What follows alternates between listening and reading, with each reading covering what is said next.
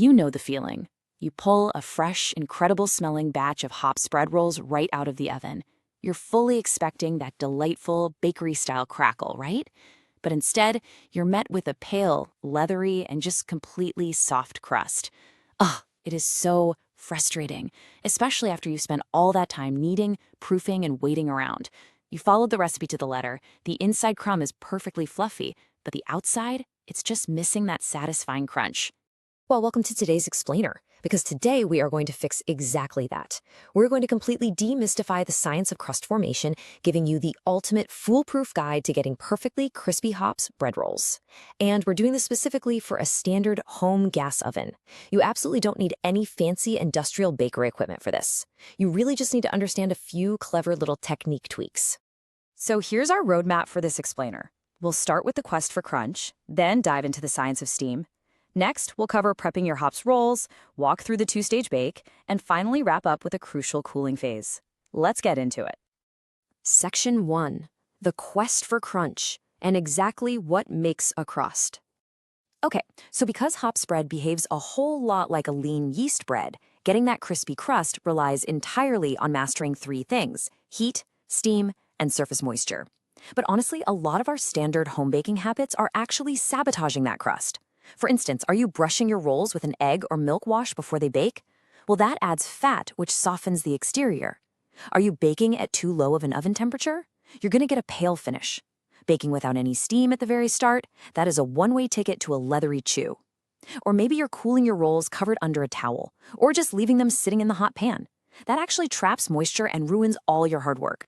So, if you take absolutely nothing else away from this explainer, please remember this magic number: 230 degrees Celsius or 450 degrees Fahrenheit. You literally have to preheat your regular gas oven fully to 230 degrees for at least 20 minutes before you even think about putting your bread in. Gas ovens are pretty notorious for losing heat the second you open the door, so giving it that long, intense preheat guarantees a massive initial thermal burst. And you need that heat for a rapid oven spring, which sets the crust beautifully before it has a chance to dry out. So whatever you do, never lower the temperature right at the start. Your rolls desperately need that blast of heat. Moving on to Section 2, the science of steam and why we need to delay the set. Now, this involves what might feel like a totally counterintuitive baking fact. You'd probably naturally think that to get a dry, crispy shell, you need a dry oven from start to finish, right? Actually, it's the exact opposite.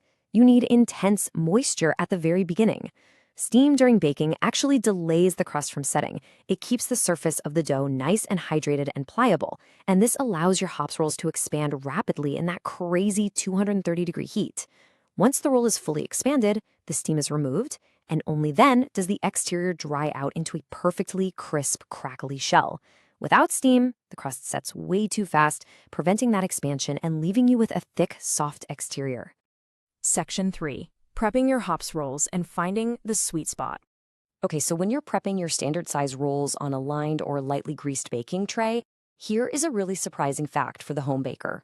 The absolute sweet spot for hops bread is to leave them slightly underproofed. That's right, underproofed. Just before they go in the oven, they should feel just a little bit springy to the touch, but definitely not overly puffy. Why? Well, slightly underproofing the dough ensures the rolls still have enough energetic kick left for a massive oven spring.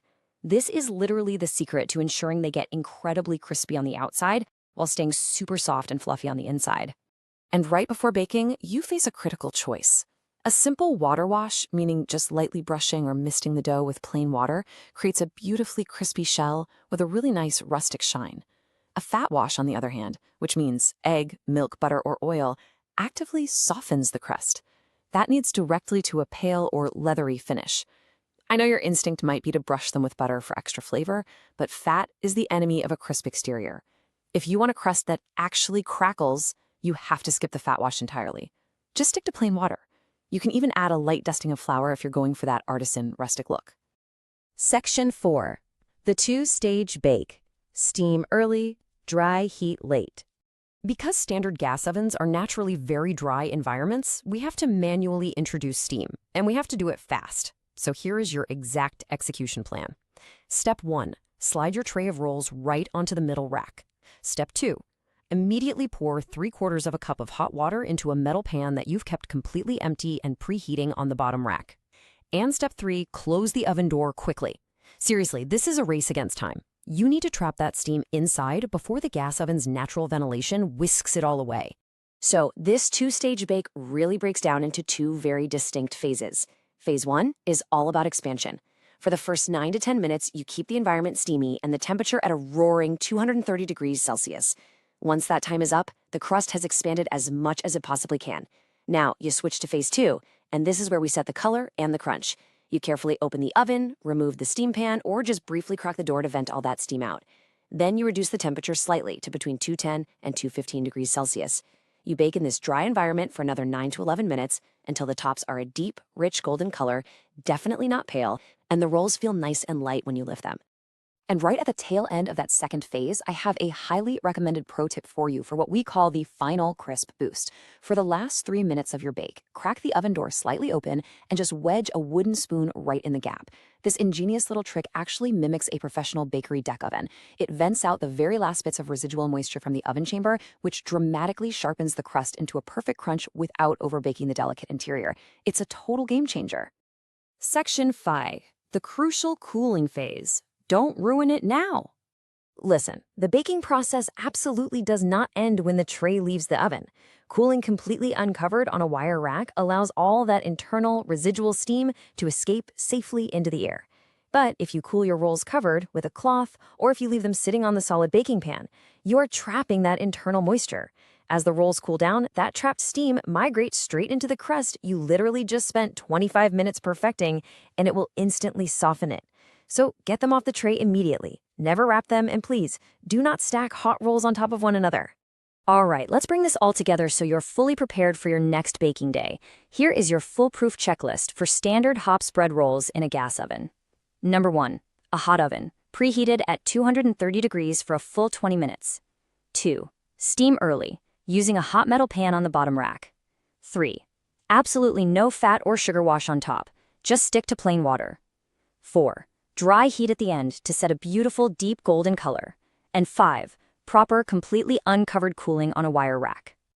If you follow this clear, scientific method and take all the guesswork out of using your gas oven, you'll be rewarded with exactly this: a dry, crisp shell with slight blistering that literally crackles when you press it, all wrapped around an interior that stays wonderfully soft and fluffy. You now have the exact blueprint to recreate professional bakery results right in your own kitchen.